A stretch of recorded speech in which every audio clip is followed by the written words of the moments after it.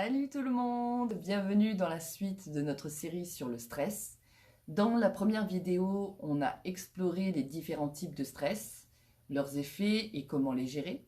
Aujourd'hui, on va plonger encore plus profond en découvrant le rôle du cerveau dans la réponse au stress.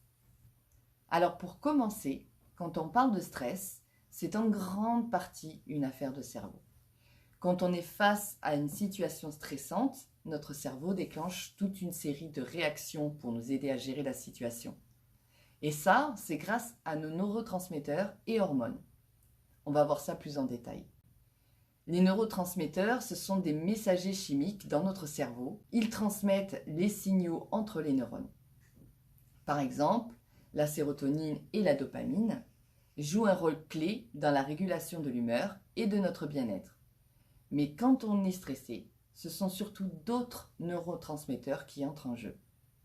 Le cortex préfrontal, qui se trouve à l'avant de notre cerveau, est responsable de la planification et de la prise de décision.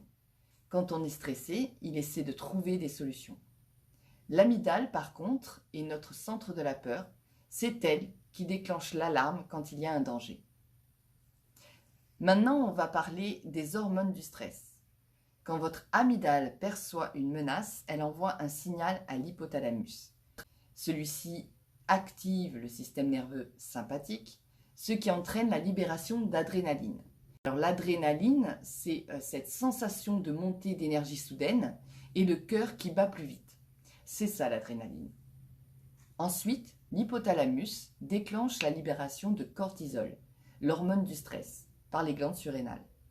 Le cortisol, c'est un peu l'hormone de la survie. Il augmente votre glycémie pour vous donner de l'énergie et il supprime des fonctions non essentielles pour se concentrer sur la gestion de la menace. Mais attention, si ce niveau de cortisol reste trop élevé longtemps, ça peut devenir très mauvais pour votre santé. Ça peut provoquer notamment de l'anxiété, des troubles du sommeil et même affaiblir votre système immunitaire.